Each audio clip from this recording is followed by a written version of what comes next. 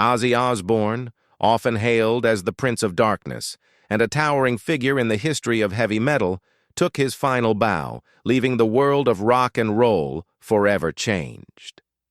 But what unfolded after his passing has shocked fans and insiders alike. Beyond the grieving crowds and heartfelt tributes, a deeper, more complex narrative has surfaced, one fraught with family drama, hidden pain, and a desire for truth that Ozzy himself seemed determined to share before his death. This is a story that delves far beyond the wild antics and gothic theatrics, revealing a man wrestling with his mortality, legacy, and fractured relationships. The quiet decline. Ozzy's last days away from the spotlight. For decades, Ozzy Osbourne embodied rock's chaotic spirit, wild on stage, larger than life, and never one to shy away from controversy. Yet in his final months, those closest to him say the rock legend was a shadow of his former self. His usual boisterousness gave way to silence, reflection, and physical suffering. The relentless grip of Parkinson's disease advanced faster than anyone had anticipated, exacerbated by years of injuries, surgeries, and chronic pain. Those spinal surgeries, necessary after his 2003 ATV accident, had left him in near-constant discomfort, with tremors and mobility issues progressively worsening. Sharon Osbourne, his devoted wife and steadfast partner through decades of tumult, cleared his schedule completely to focus on his care.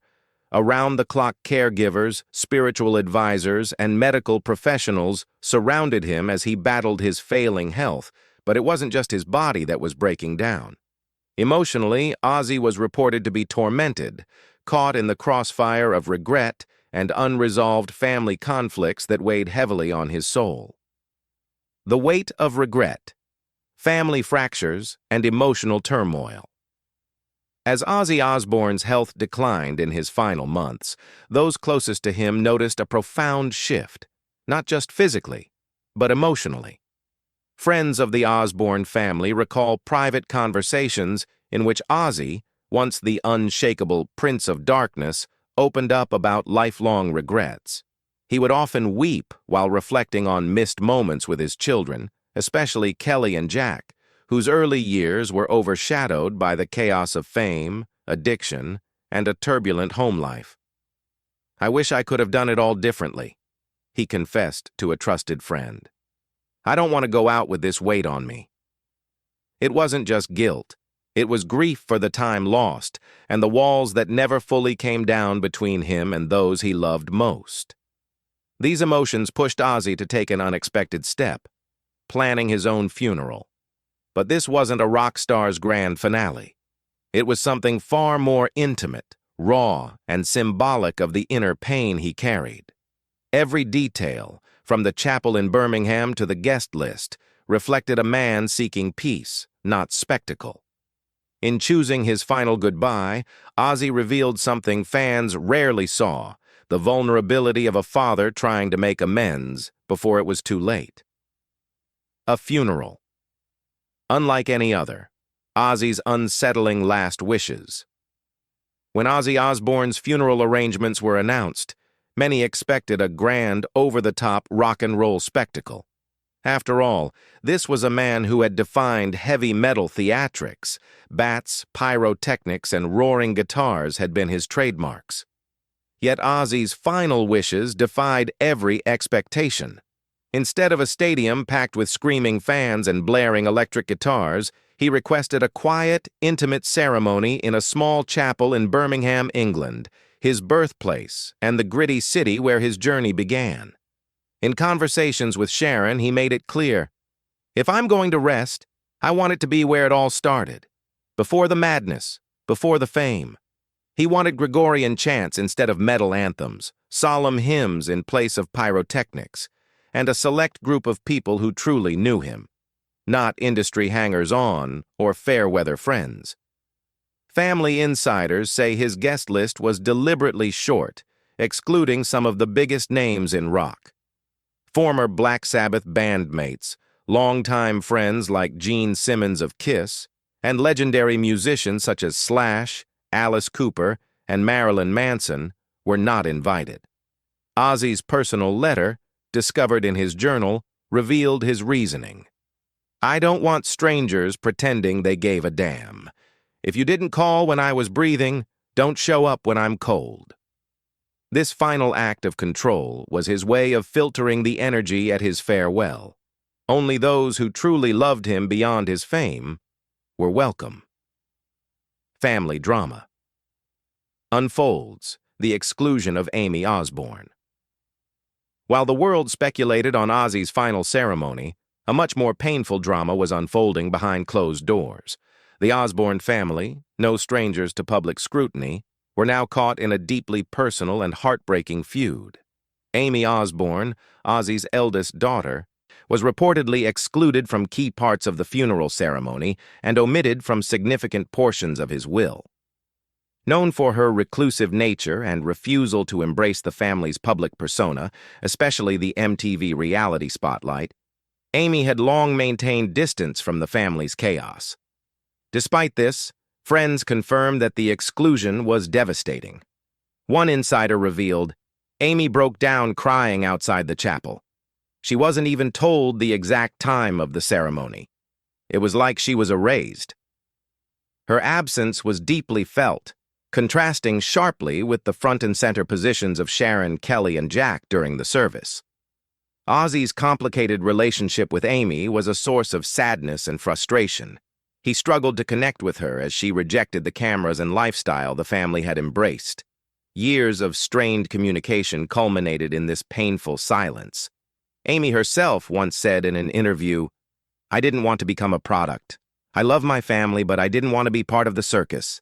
Excluding her from the funeral and will was seen by many as cold, even cruel. Kelly Osbourne's defense and the social media firestorm. When Ozzy Osbourne passed, the world mourned the loss of a legend. But behind the public tributes and the global headlines, a private firestorm was erupting within the very family he left behind. Among those closest to him, none spoke louder or with more emotional weight than his daughter, Kelly Osbourne. Known for her fierce loyalty and sharp tongue, Kelly didn't hold back in defending her father's final wishes, particularly when it came to the highly selective nature of his funeral guest list. Her words, raw and unapologetic, sparked immediate backlash and deep support. "If some people didn't show up during his battles," she said candidly in an Instagram post, "they shouldn't show up now that the cameras are rolling again." The comment hit a nerve. For some, it was a necessary truth, a protective daughter honoring her father's boundaries. For others, it seemed like a final snub that confirmed rumors of deep family rifts. The internet lit up. Hashtags like #Team Kelly and #Justice for Amy began trending. People weren't just grieving Ozzy, they were taking sides in a deeply personal war playing out in public. But this wasn't just drama. It was pain. Years of it, and it was finally spilling out into the light. Sharon Osbourne's memoir, A Tell-All Years in the Making. While Kelly was defending her father's legacy, Sharon Osbourne was preparing to tell the full story on her own terms. According to insiders, Sharon has been quietly working on a deeply personal memoir chronicling Ozzy's final year. Unlike the glossy public image often portrayed in interviews and red carpets, the memoir reportedly dives headfirst into the chaos, heartbreak, and healing that defined Ozzy's last chapter. Sources close to the family confirm that Amy Osbourne's painful exclusion from the funeral will be a central focus of the book. It's said to explore the long-standing tensions between Amy and the rest of the family. Tensions that predate their MTV fame and have only grown more complex over time. But the book won't just be about estrangement. Sharon's memoir is expected to reveal intimate moments between her and Ozzy in his last days. Confessions, reconciliations, and quiet battles fought far away from the cameras. One publishing executive who previewed early chapters described it as an unflinching love letter to a deeply flawed, deeply loved man. For Sharon, this isn't about selling scandal. It's about truth. It's about closure. And maybe, just maybe, it's about healing. for herself, and for the millions of fans who only ever saw one side of the Osbourne family story. The unseen footage, a truth too painful to ignore. Perhaps the most haunting piece of this evolving saga is the unreleased footage from Ozzy's final months, recorded by a small, trusted team, including his son Jack and a longtime MTV videographer. This wasn't staged. It wasn't filtered. It was Ozzy Osbourne, unmasked, unfiltered, and unbearably human. According to those who've seen it, the footage captures the slow unraveling of a man whose body was failing, but whose mind remained crystal clear.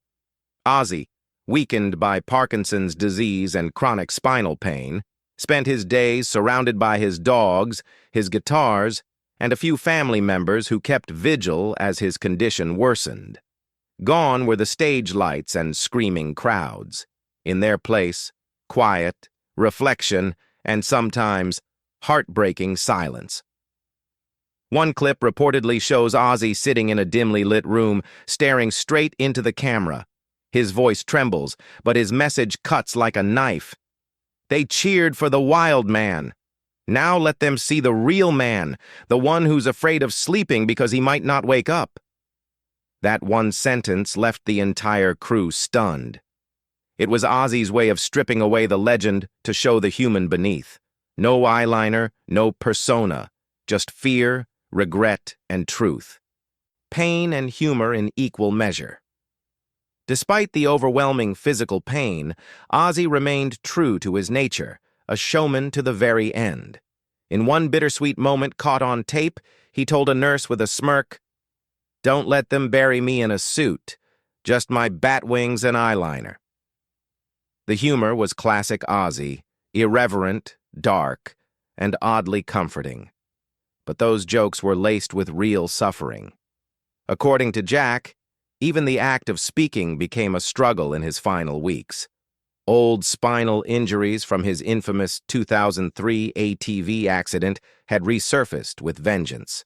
The tremors from Parkinson's had worsened, yet Ozzy refused further hospitalization. He wanted to die at home. He handpicked the music for his funeral himself, reportedly including a rare, unreleased Black Sabbath demo that even die-hard fans have never heard. He also chose Gregorian chants over guitars, a spiritual, solemn tone that reflected a man returning to his roots, not the rock god exiting with a bang. The final hours, a quiet room, filled with memories. In the stillness of the night, when the world outside had slowed to a hush, Ozzy Osbourne, forever etched in history as the godfather of metal, the wild showman who lived a life drenched in chaos and brilliance, lay quietly in his private bedroom. The room was nothing like the roaring arenas he once commanded. Instead, it was bathed in the gentle glow of candlelight, soft flames flickering and casting dancing shadows on the walls, like ghosts of his past whispering through the decades.